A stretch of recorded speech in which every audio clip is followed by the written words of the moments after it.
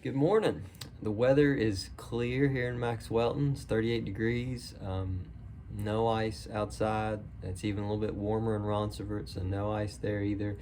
We will be open for in-person worship today at 9 o'clock at Clifton, 11 o'clock at Roncevert, and we would love to have you in person.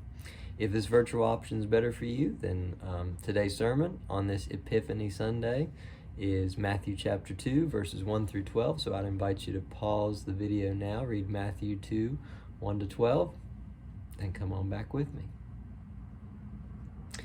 What scares you? When I was a kid, the thing that scared me more than anything else was clowns. Seriously, clowns. And it persisted well into my 20s. I refused to be in proximity to a clown. Just couldn't do it. Never, ever trust a clown. Now, maybe I'm alone in that fear, but we all have irrational fears that don't necessarily make a whole lot of sense to the outside world, even though they make perfect sense to us. Now, the other kind of fears that we face are rational ones. So we have good reason for being scared about something because of a life experience that we've had. For example, our dog is afraid of lightning. We got him when he was fairly young. He was about 1.5 when we got him from the shelter, but his life prior to that, he had never lived in a home. He had only lived in a car and then lived chained outside.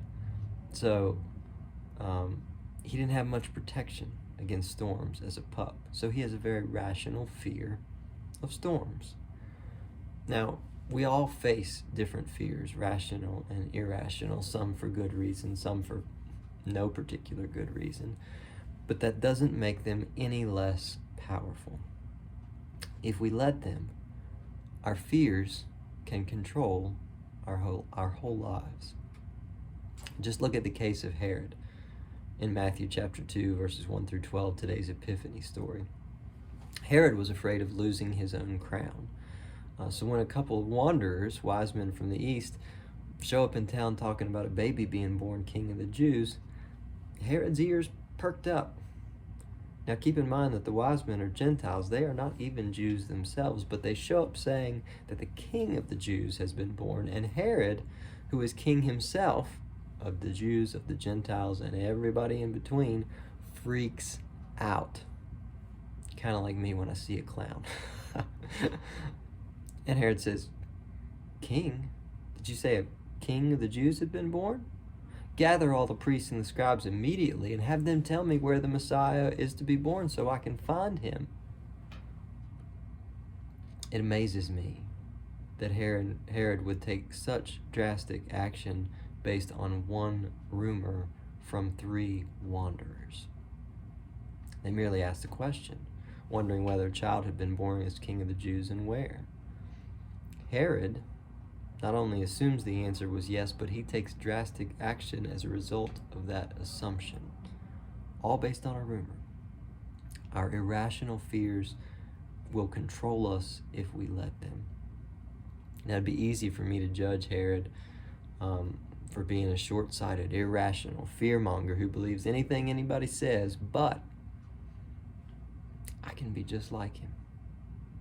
We all can be sometimes. A friend said this week that the things people do to frustrate us often say more about our own faults than they say about theirs. And I think there's a lot of truth to that. The thing that frustrates me the most about Herod is how his fear leads him to do a dumb and awful thing. Just kind of like let's say you're afraid of spiders, and so then as a consequence you step on a spider that you're afraid of. That's kind of what Herod does on a much larger, more awful scale. There's a child of whom he is afraid, and he wants to get rid of that child. Irrational fears can not only be harmful, they can be deadly. If you don't know this from your own experience, then just ask the children of Bethlehem. Herod's uncontrollable fear of a baby boy whom he believes to potentially be a threat to his power leads him to do inconceivably evil things. He not only tries to deceive the wise men, but when that doesn't work, he goes on a killing spree, murdering goodness knows how many innocent baby boys in search of the one that they called a king. Now, what would drive him to do such a thing? How could he do such a thing? He was afraid. Fear controlled him. He was afraid that the boy might take his power one day. Fear blinded him. Fear made him paranoid. Fear led him to violence. The baby boy was his imagined enemy, and he would stop at nothing to destroy him. Do you have an imagined enemy? Is there a person, maybe a possession, maybe a substance that haunts your thoughts? Does it crawl inside your spirit and convince you that you should be afraid of it and cause you to do unseemly things that are not like you? The problem with allowing fear to control your actions is really quite simple. If you act out of fear, you will never get past it. Never. Fear only breeds more fear. If you can't see past your fear, you'll only see what it wants you to see, hear what it wants you to hear, feel what it wants you to fear. It begins an uncontrollable cycle which can take control of you, just like it did Herod. Now the wise men are the opposite.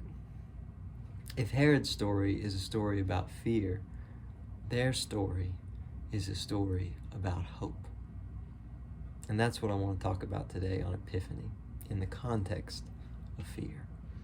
The wise men are the opposite of Herod. Instead of acting out of fear, they act out of hope. They follow a star.